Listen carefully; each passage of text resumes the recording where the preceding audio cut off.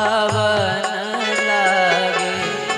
आजू जनकपुर में मारवा बड़ा सुहावन लागे। आजू जनकपुर में मारवा बड़ा सुहावन लागे। आजू जनकपुर में मारवा बड़ा सुहावन लागे।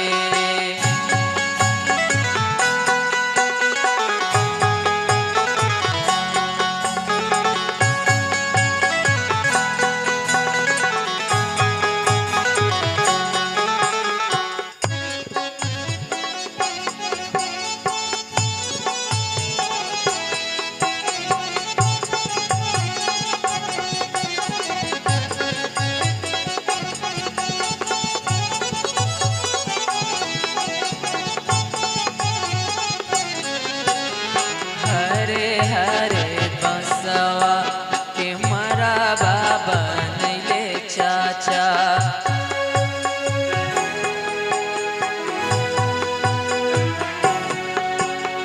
हरे हरे बसवा के मरवा बनैले चाचा। चहुमुखी दियावा जलावे हो मन भावन लागे। चहुमुखी दियावा जलावे हो मन भावन लागे। आजू जनकपुर में मारवा बड़ा सुहावन लागे। आजू जनकपुर में मारवा बड़ा सुहावन लागे।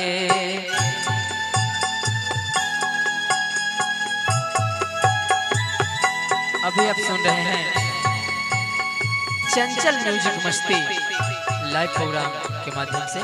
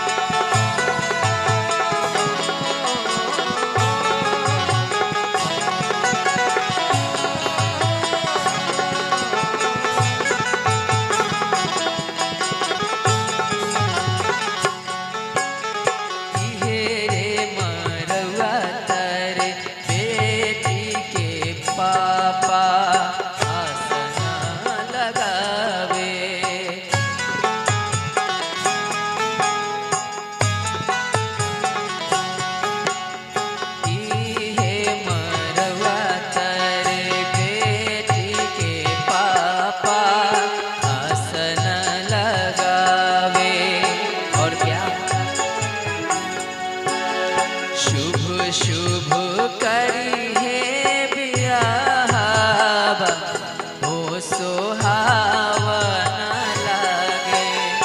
शुभ शुभ करी है बियाहवा हो सुहावन लागे। आजू जनकपुर में मारवा बड़ा सुहावन लागे। आजू जनकपुर में मारवा बड़ा सुहावन लागे।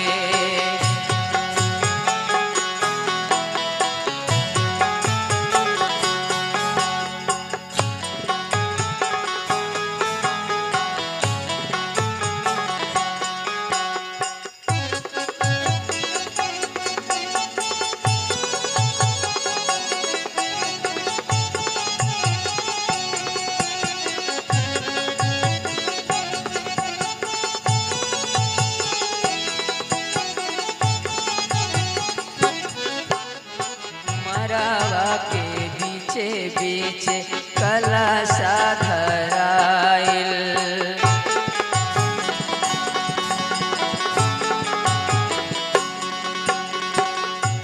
आ